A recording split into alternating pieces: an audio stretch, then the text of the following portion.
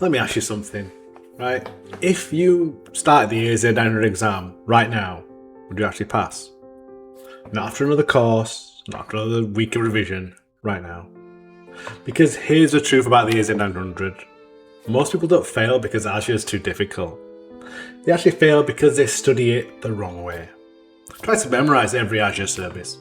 You go too deep into technical configuration and they spend hours learning details that Microsoft simply isn't testing at the fundamental level. But AZ-900 is not about becoming the Azure engineer. It's about understanding the cloud, recognizing core Azure services and choosing the right answer when Microsoft gives you a business scenario. That's what this Cram session is designed to help you do. In this video, we're going to focus on the concepts that matter. I'll break down the exam the way Microsoft wants you to think about it. I've already covered cloud concepts, but we're going to talk about Azure Architecture, compute networking, storage, identity security and governance, pricing and monitoring. And throughout the session, I'm going to make sure I give you knowledge check questions as well, so you can test yourself as we go. If you can understand the patterns in these videos that I'm creating, these Cram sessions for AZ-900, you'll be in a much stronger position when you sit the actual exam. In the last video, as I mentioned, I covered cloud concepts. So today, we're going to start to talk about Azure Architecture and Services. So we've covered, cloud concepts, and I'll put the link of the first video in the description. We talked about cloud deployment models, the shared responsibility model, and the different sort of service models. We're finally ready to move into the Azure, into Azure itself, right? And this is where the exam starts feeling much more practical. Instead of asking questions about cloud theory, Microsoft is going to begin by testing whether you understand how Azure is organized and how the platform is structured. The good news is that Azure Architecture follows a logical hierarchy. Okay, if you understand the hierarchy, a lot of those exam questions become surprisingly straightforward. One mistake candidates often make is trying to memorize definitions without actually understanding the relationships between the different components. Instead, think of Azure like a giant global platform that Microsoft has built to deliver cloud services anywhere in the world. First concept you need to understand is geography, right? A geography is a large area of the world containing one or more Azure regions. Now, you won't be tested heavily on geographies, but they help explain how Microsoft designs Azure globally. Inside those geographies, Microsoft operates regions, and regions are extremely important. When Microsoft talks about Azure infrastructure, regions are one of the first concepts that appear. A region is a collection of data centers within a specific geographic area. Examples include Australia East, Australia Southeast, East US, West Europe, and UK South. Every Azure resource you deploy must exist in a region. That means every virtual machine, storage account, database, and every application service has a location. Now you might be thinking, why does region selection actually matter? Because Microsoft usually tests this throughout business scenarios. Imagine a company based in Sydney with the most of its customers located across Australia. Would it make sense to deploy everything in Europe? Probably not. Doing that would increase latency and potentially create compliance concerns. Instead, the company would likely choose an Australian region, right? This introduces one of Microsoft's favourite exam themes, choosing a region based on the business requirements.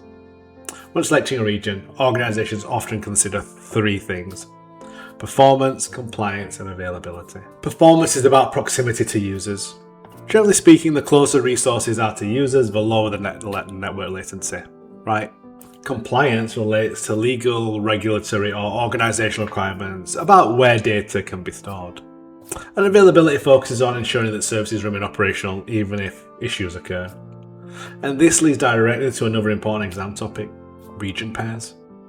Region pairs are one of those sort of concepts that many candidates skip over because it seems too technical. But Microsoft includes them because they support resilience and disaster recovery. Azure pairs certain regions together.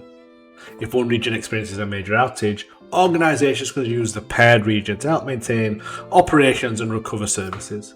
The key thing to remember is not the specific pairings. Microsoft doesn't expect you to memorise every pair in the world. Well, what they want you to understand is the purpose, right? Region pairs support business continuity and disaster recovery.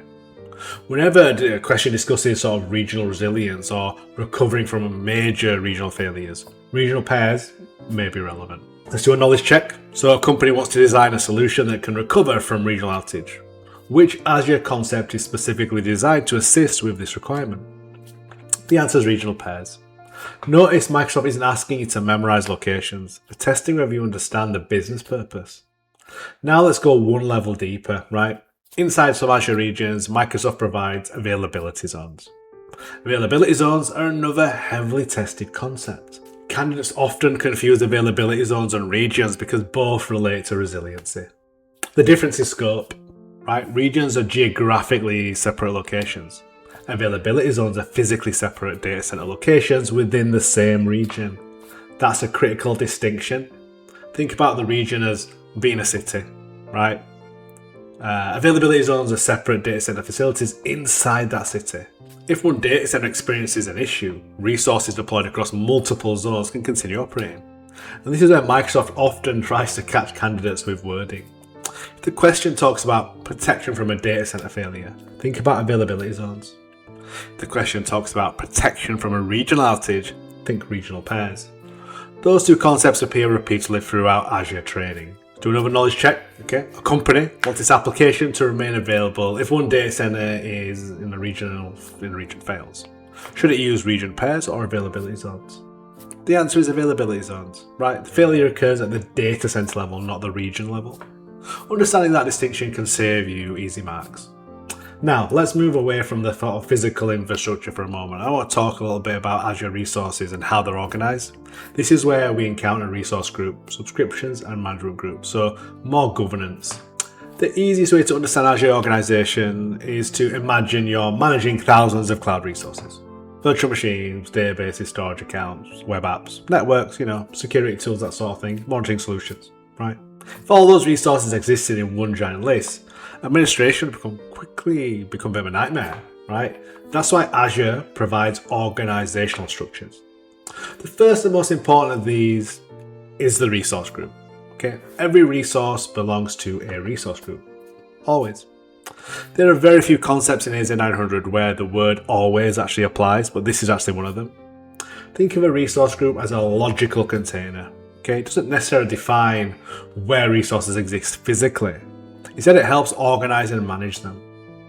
Now, let me use a bit of a practical example, okay? Imagine a company has an online shopping platform. The platform includes a web application, a database, things like a storage account, networking resources, and monitoring resources as well, okay? Now, the company might place all these components into a single resource group because they are part of the same solution. That makes administration much easier. Lifecycle management becomes easier. Permissions become easier, and cost tracking becomes a lot simpler. This is exactly what Microsoft wants you to understand. Resource groups help organize related resources. Common exam mistake is assuming all resources within a resource group must exist in the same region. That is not true.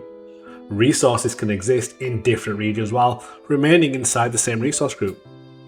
Microsoft occasionally uses these sort of misconceptions in exam questions to try and trick you. Let's go to another knowledge check. Can resources within the same resource group exist in different Azure regions? Yes, they can. Now let's talk about subscriptions. Subscriptions exist above resource groups, okay? Subscriptions provide boundaries for billing, governance, and administration.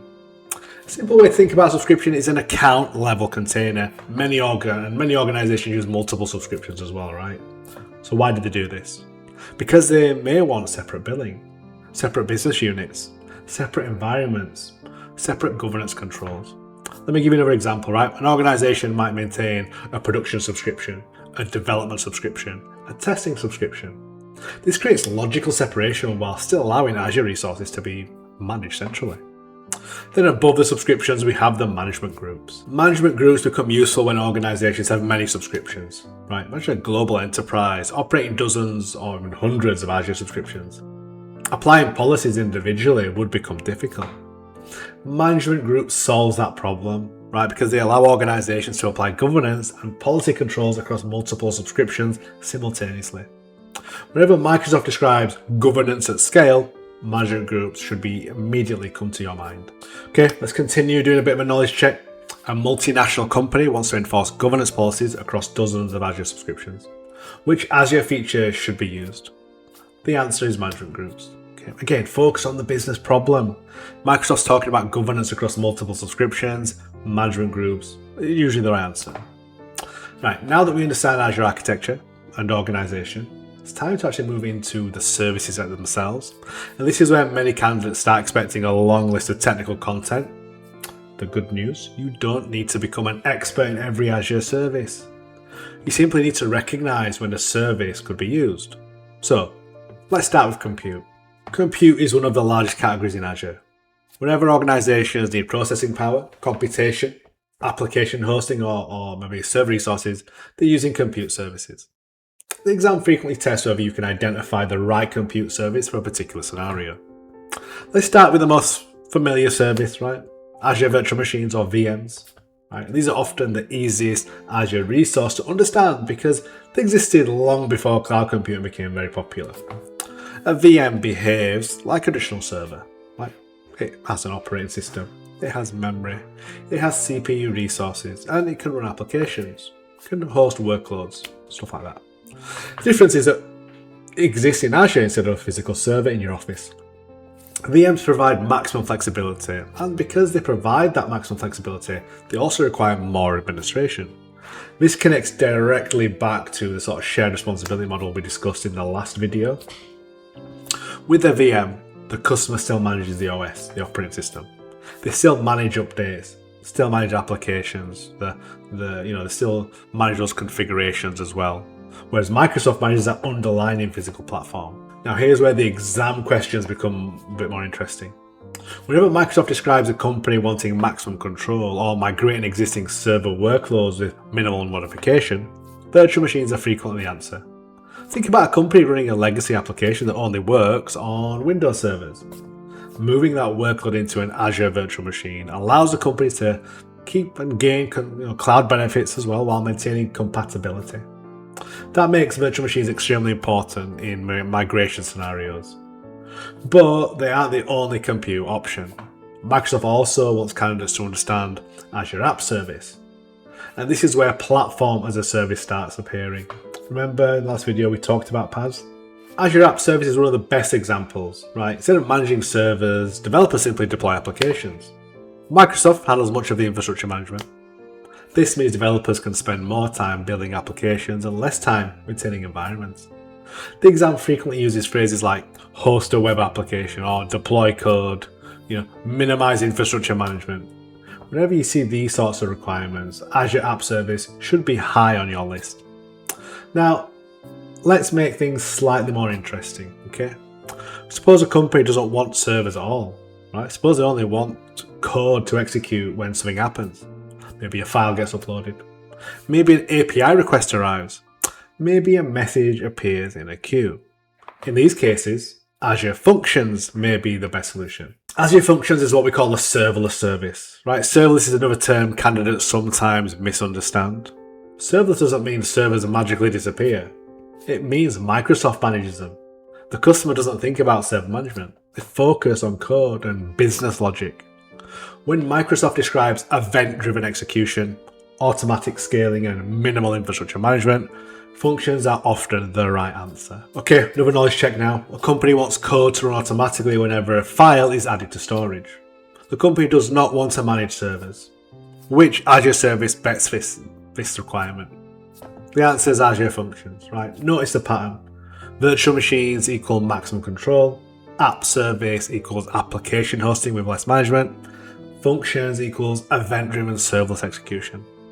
That's how Microsoft expects you to actually think. Before we continue, let me quickly say this. Right, if this session and these videos on AZ-900 is already helping you understand Azure fundamentals and you're starting to recognize these patterns Microsoft uses in the exam, make sure to hit that subscribe button on my channel. Right, the goal isn't just to teach certifications, it's to help you pass them efficiently. I'm building a complete library of Microsoft certification Cram sessions. Right, I've already done the AI-900. Right, practice exams as well, study plans and exam strategies. These are all designed specifically for busy professionals who want to maximize results within minimum wasted study time. Alright, let's keep moving now, okay, let's keep going. Because we're now moving into one of the highest scoring sections of the exam, identity, security, governance. And surprisingly, this is an area where many candidates lose easy marks. Sorry, let me take a step back. Before we dive into identity, I want to actually finish one more major Azure service category. Storage. Can't forget about storage. This appears constantly throughout the AZ-900 exam. Microsoft understands that every organization stores data. Applications store data, users store data, servers, logs, that's stored data. Backups store data as well. Everything eventually becomes data, right? The challenge is choosing the correct storage option. And this is where Microsoft starts testing your ability to recognize scenarios. The first storage service you absolutely need to know is Azure Blob Storage. Blob Storage is designed for unstructured data. Right, you'll hear that term repeatedly. Unstructured data simply means data that doesn't fit neatly into traditional rows and columns. Think about photographs, videos, documents, PDF files, right? Audio recordings, things like that. Even backups and images. These are all examples of unstructured data. Microsoft will often create a question that sounds extremely complicated, but underneath it, they're effectively asking, where should I store lots of files? And most of the time, blob storage will be the answer. So let's say a media organization needs to store millions of video files for streaming customers worldwide. Which Azure Storage service is most appropriate? Obviously the answer is blob storage, that's what we're talking about. Now here's an exam tip. Whenever Microsoft mentions images, backups, videos, archives, or large volumes of files, blob storage should immediately enter your mind. Not always, but very, very often. The next storage option is Azure Files. Azure Files provides managed file services and file shares. The easiest way to think about this is, imagine you already have a traditional file server. Your users connect using familiar file sharing protocols. They browse folders, they access documents, they save files. Azure Files allows organizations to move that experience into Azure while maintaining those familiar access methods. For the AZ-900, Microsoft simply wants you to recognize that Azure Files provides managed cloud-based file shares. Next, we have queue storage. And this is where people are often getting nervous because it sounds really technical. Don't get nervous. Remember what I said earlier in the first video. AZ-900 is not an engineering exam. You don't need to build a solution. You just need to recognize the purpose. Queue storage is used to store messages. Simple, right? Think of it as a waiting area. Applications can place messages into a queue. Other applications can access those messages later. The details are not important. The purpose is. Store messages between systems. Simple. Then we have table storage. And table storage provides NoSQL storage. Again, Microsoft doesn't expect deep technical knowledge. The key idea is that it provides storage for structured data without requiring a traditional database. Now, let's talk about something Microsoft loves testing, storage tiers. Storage can become expensive, particularly when organizations store huge amounts of information. Not all data is accessed equally either. Some data is used every day. Other data might sit untouched for months or even years.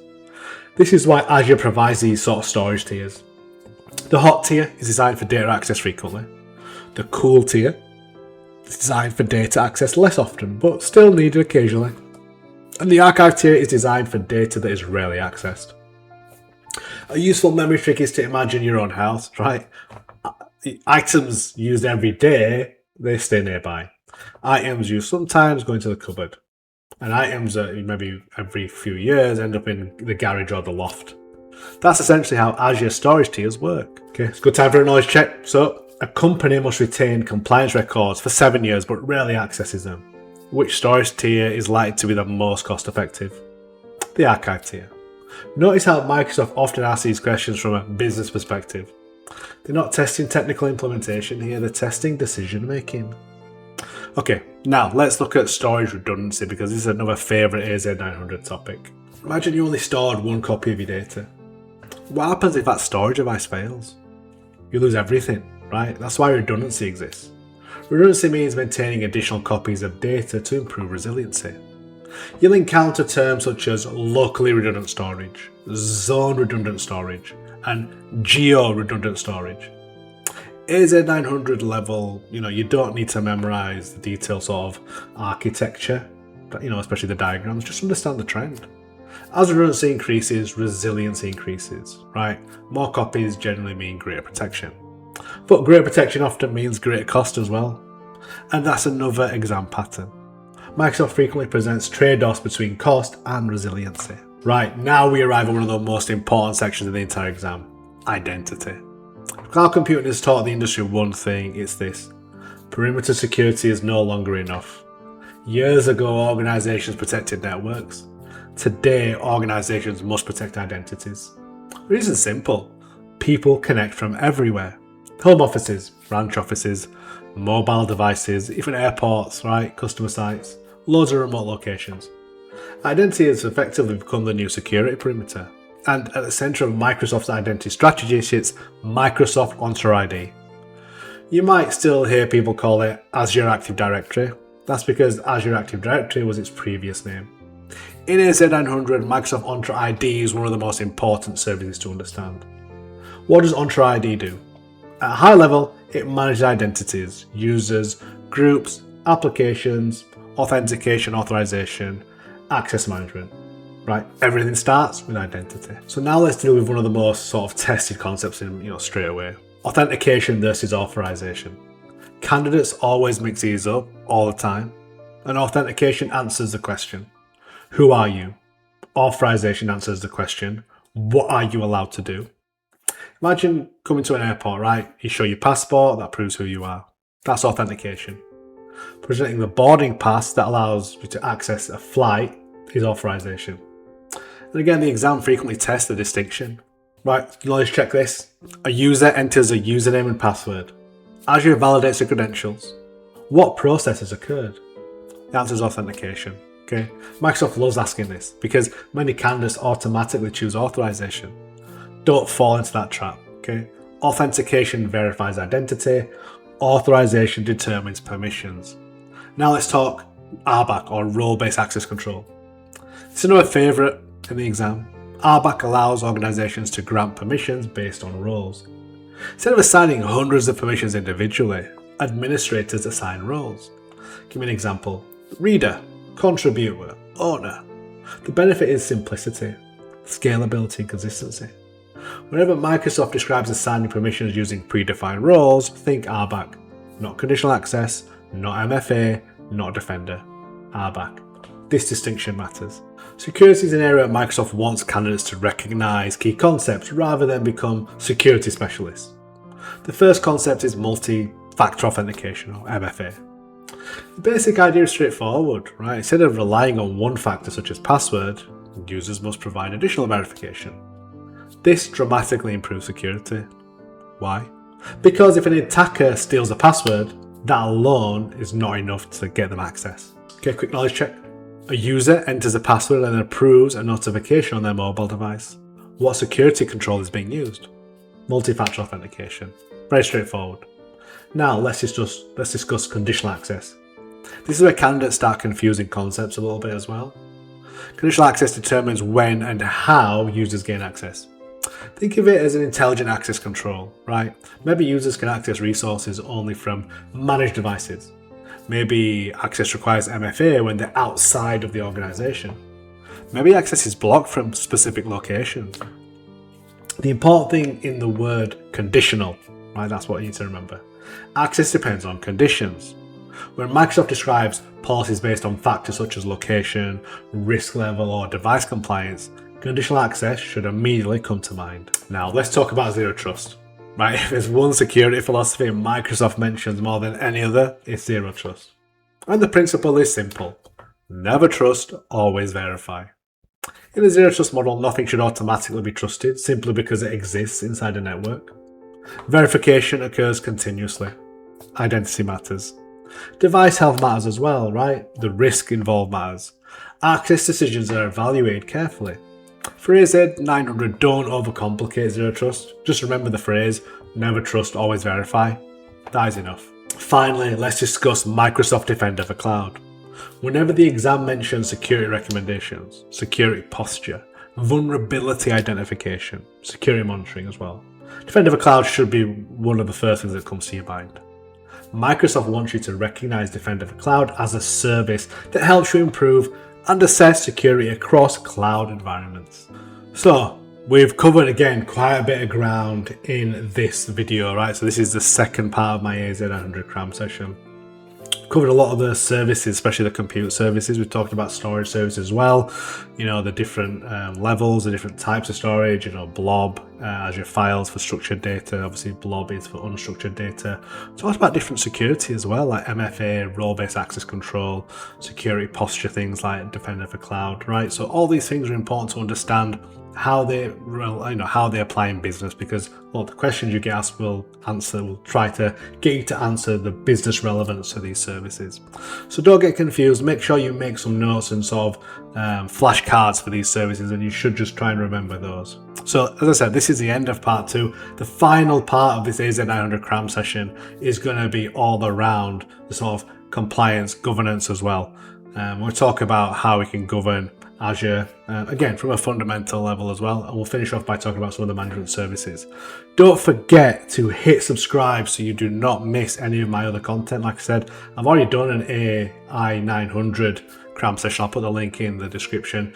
And this is the AZ-900. I'm going to be covering loads of fundamental exams, then moving on to sort of the associate level as well. So make sure to subscribe and hit that notification button, as well as my other content as well, all based on Microsoft Cloud. Thanks for watching. See you on the next one.